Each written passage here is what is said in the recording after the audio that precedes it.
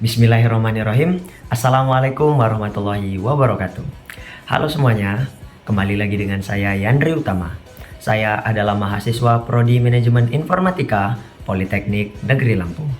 Di video kali ini, saya akan membahas 4 studi kasus yang diberikan oleh Bapak Dwi Handoko Eskom MTI untuk memenuhi tugas UTS Jaringan Komputer dan Sistem Operasi. Langsung saja, mari kita mulai videonya.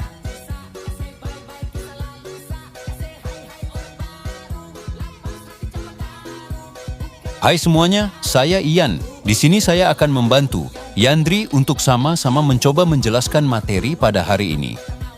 Mari kita masuk ke materi pertama, yaitu klasifikasi IP address. Kenapa kita harus tahu kelas IP? Karena ini menentukan jumlah perangkat yang bisa tertampung.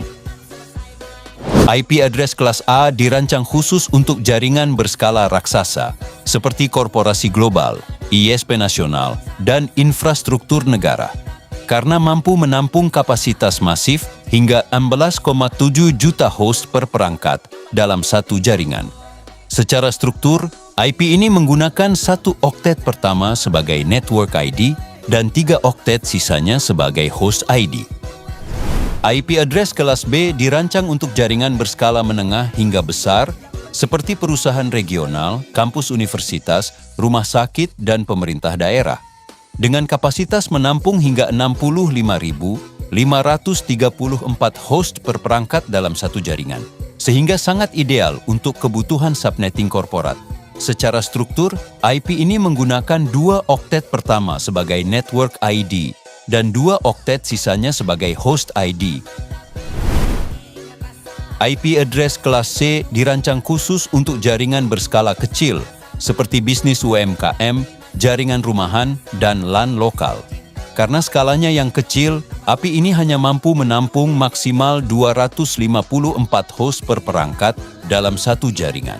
Secara struktur, IP kelas C menggunakan 3 oktet pertama sebagai network ID, dan hanya 1 oktet terakhir sebagai host ID. Baiklah, masuk ke materi yang kedua, yaitu mengkoneksikan 2 laptop menggunakan kabelan, seperti yang kita lakukan pada video kemarin. Nah, pada kali ini, saya akan melakukan konfigurasi pada 2 laptop, yang mana laptop 1 menggunakan IP 192.168.1.10, dan laptop kedua 192.168.2.20. Saat dilakukan ping, koneksi gagal.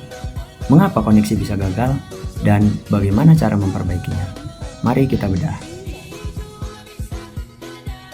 Di sini saya coba simulasikan. Jaringan ini menggunakan Cisco Packet Tracer. Saya sudah siapkan 2 laptop dengan oktet ketiganya berbeda.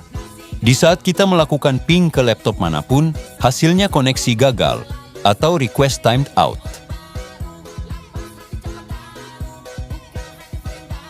Mari kita coba ping dari laptop kedua ke laptop pertama. Dan ya kita bisa lihat hasilnya request time out. Bagaimana cara memperbaikinya?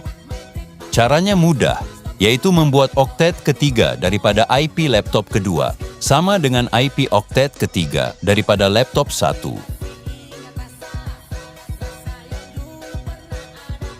Sekarang kita coba lagi untuk melakukan ping ke laptop 1. Dan hasilnya reply, yang menandakan ping kita berhasil.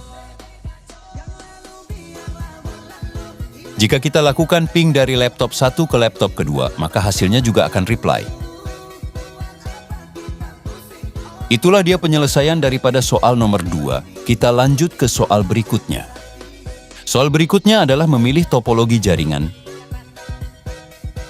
Di dalam sebuah ruang laboratorium, ada 10 komputer mahasiswa, 1 komputer dosen, dan 1 printer.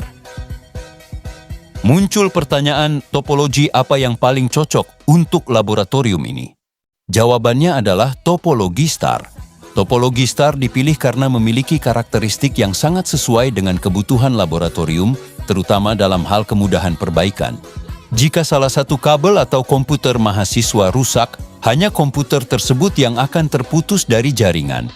komputer dosen, printer, dan komputer mahasiswa lainnya tetap dapat berfungsi dengan normal. Topologi ini memiliki fleksibilitas tinggi karena sangat mudah jika di kemudian hari ingin menambah komputer mahasiswa baru. Cukup mencolokkan kabel baru dari komputer ke switch selama port masih tersedia.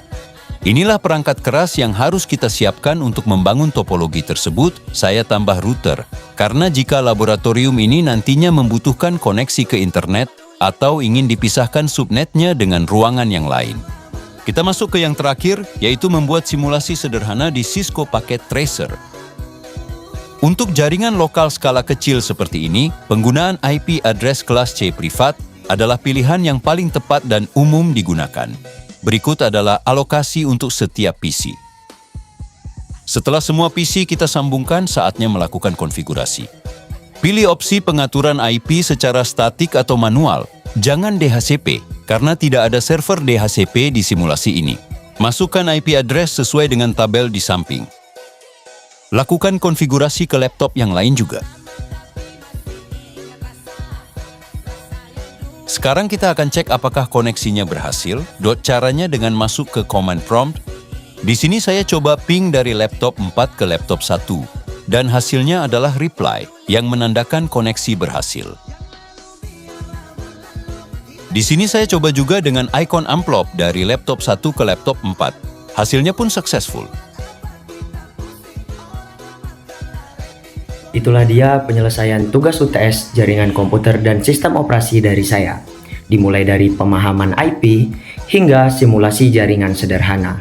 Semoga video ini bisa bermanfaat dan bisa menjadi referensi bagi kita semua. Saya Yandri Utama, sampai ketemu di video saya berikutnya. Gas terus!